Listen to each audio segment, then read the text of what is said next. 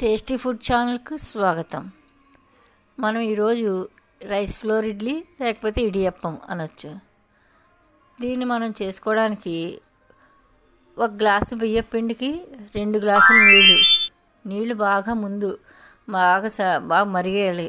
ఈ విధంగా బాగా కొత్తమని మరుగుతున్నప్పుడు నేనైతే 2 గ్లాసులు నీళ్ళు తీసుకున్నాను. 2 గ్లాసుల పిండి కరెక్ట్గా సరిపోతుంది.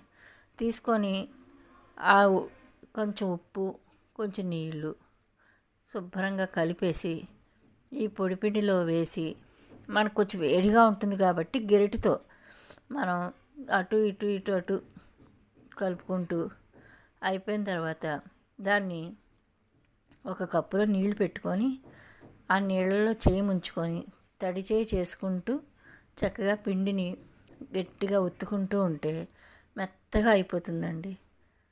ఆ తర్వాత ఒక బాండ్లీ పెట్టి అందులో నీళ్లు వేసి బాగా మరిగించి అందులో ఈ చెల్లులది పెట్టుకొని దాని మీద మూత పెట్టుకోండి. మీ ఇడ్లీ స్టాండ్ ఉంటే ఇడ్లీ స్టాండ్లో చేసుకోండి. నాకు ఇడ్లీ స్టాండ్ విరిగిపోయింది కాబట్టి ఇలా చేసుకుంటున్నాను. ఈ గిన్నెలో నీళ్ళు తీసుకొని చేయి కడుక్కొని శుభ్రం తుడుచుకొని ఆ తడిపిండిని నెమ్మదిగా అలా ఒత్తుకుంటూ ఉంటే మన వేడికి సరిపోతుందండి. ఆ మాత్రం వేడి మనం ఇచ్చేయగలం. ఈ విధంగా ఒత్తుకున్నాక ఇలాగ మెత్తగా అవ్వాలండి.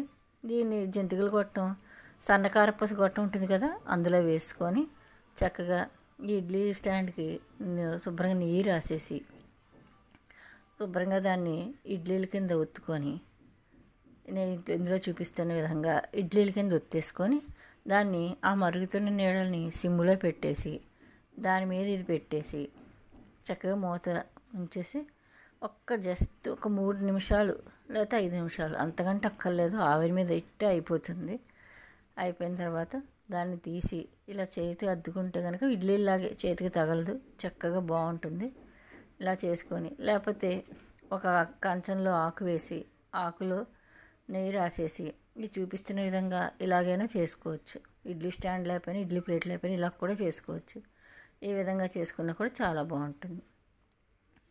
ఇలా చేసుకొని ఆవిరి మీద మళ్ళీ పెట్టేసుకుంటే 5 నిమిషాలు అండి, 5 నిమిషాలు 3 నిమిషాల్లో అయిపోతుంది.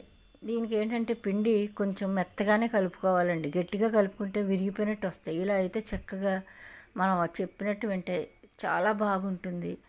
దీనికి కాంబినేషన్గా టమాటా పచ్చడి చేసుకోవచ్చు, వేసిన గుళ్ళ పచ్చడి చేసుకోవచ్చు. ఎక్కువ మేము వేసిన గుళ్ళ పచ్చడి చేసుకుంటాం కాబట్టి ఇలా వేసిన గుళ్ళ పచ్చడి చేసుకుంటే అద్భుత, తింటే నోట్లో కరిగిపోతే వెన్నలాగా టేస్టీ రైస్ ఇడ్లీ రెడీ.